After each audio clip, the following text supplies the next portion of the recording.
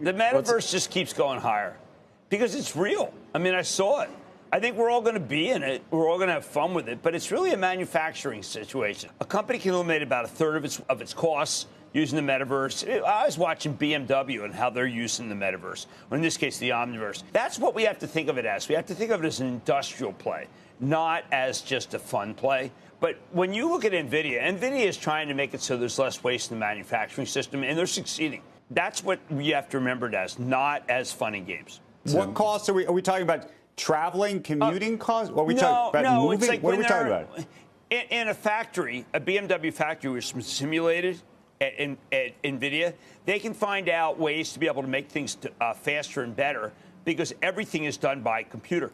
And there's trillion calculations into looking into a factory. But Jensen Huang showed me exactly how BMW's been able to use the Omniverse to be able to cut out a lot of waste in its plants. I'm talking about a reduction of 30% in cost. You basically hire the Omniverse. Now, we can all have Thanksgiving dinner. You know, Jensen was talking about having Thanksgiving dinner, having every avatar over, and that's fun. But what it really is a way to be able to just have to think about it. It analyzes what the waste is in the system. And obviously, every company wants to try to eliminate any of the raw costs, but also any of the environmental costs. And that's the way Jensen's omnichannel's really, is on the Omniverse is working. That's why it's exciting. Hey, Jim. Because there's an application. Before I let you run, you want to give our viewers a special, unusual activity today? Thank you for the opportunity. Facebook, FB. This is one that I got out of the stock completely, and I'm only in the options. But today, Scott, they started off buying November 26th. 355 calls.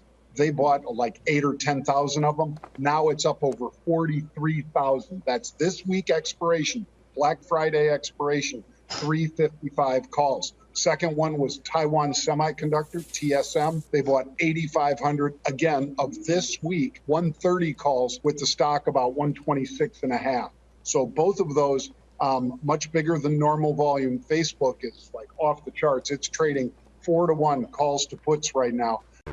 El Salvador is looking to build out its first Bitcoin city, raising $1 billion through a Bitcoin bond. President Nayib Bukele unveiled the details on Saturday. Construction, Zack, set to begin in 2022. And of course, this is significant because this comes just months after El Salvador became the first country to accept Bitcoin as legal tender. Obviously, El Salvador has, as you said, first country to take it as legal tender, but they're now doubling down with the idea of using Bitcoin, tapping Bitcoin investors to fund the creation of this Bitcoin city. And Zack, a lot being made also of the location of this near a volcano. You pointed out, well, it's significant because of the use of geothermal energy. Geothermal energy in El Salvador already being used in some Bitcoin mining operations down there. And a lot of proponents would point to the fact that, it's the perfect type of energy source for something like Bitcoin mining. We've seen this president really bet on Bitcoin, and this is just another way to really put the mark in the ground and say, look, we are where you should be if you're also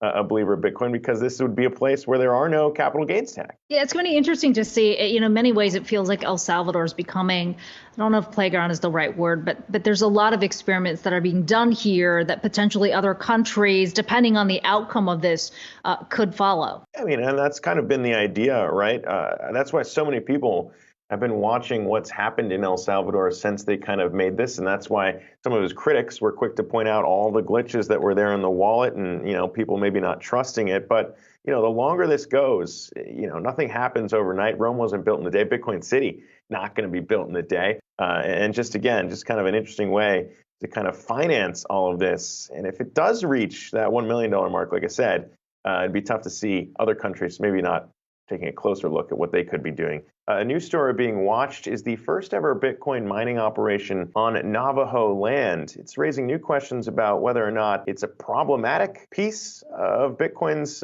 movement here, or if it's generally helping all people. But for more on that, I want to bring on the site manager for that first ever Bitcoin mining operation on Navajo land here. Kennette Phillips joins us right now alongside Yahoo Finance's crypto reporter David Hollerith here with us as well. A lot of these Bitcoin mining operations use energy that might otherwise not be used. In this example, solar power, I believe, is what's powering this. But talk to me about what you've seen there, and I guess how it's helping or hurting. From an understanding, it's utilizing electricity that's not being used. NTUA had electricity that was just sitting there going to waste, and they were losing up. There was no profit there. So when the Canadian company came in, NTUA found a way to make money and make a profit out of it. And of course, it goes back to Navajo Nation along with Kennette chapter. Others don't understand it right off the bat that it's deemed negative. It's seen from a negative perspective when really it's actually something positive for the community and for the Navajo Nation as well. Yeah, so can you just talk about what you do on a day-to-day basis? Like, what is it like to run a Bitcoin mining operation? So technically, we're not mining in the ground. What we do is we get to site, we take our daily power readings, do what we call a walkthrough to check on each machine in the containers and the buildings, make sure they're running. If it's not running, we'll correspond with our technical and operations specialists from Canada, and we'll figure out what the next steps are as far as diagnosis and such to make the repairs. It is local, so the travel is not a great distance, whereas others here on the reservation would, for example, if I was to get a job outside Shiprock, I would have to do like a 30-minute plus commute, whereas working here on site, I'm here within 10 minutes. So it's both good and it's good. Overall, it's good. It sounds like the power that you draw from this operation is not necessarily in the same place where people on the reservation do not have access to power. And I was just sort of curious if you could sort of explain that more. So there are a lot of misconceptions. It's living on the reservation is completely different compared to living off the reservation. There are a little bit more guidelines and restrictions in place in order for individuals who do not have electricity. For example, number one, it could be they are out in the middle of the reservation. There are families that do not want land disturbed. It goes back to cost. It's remote. But here in Shiprock, I once worked for the local Shiprock chapter, and there are a couple of things that an individual must meet in order to have utilities. And sometimes they do not meet certain criteria. And unfortunately, that's just how the Navajo Nation has their rules in place in order to get the electricity. It's not that they are flat out denied. For example, we are allotted 1 acre of land with an understanding that we are enrolled members of the Navajo Nation. We do not pay taxes. Now, if we were to move and relocate to off reservation, then we would pay state taxes. Mm-hmm. We don't pay state taxes. So there are different, there is a big difference there, living on the reservation and not living on the reservation.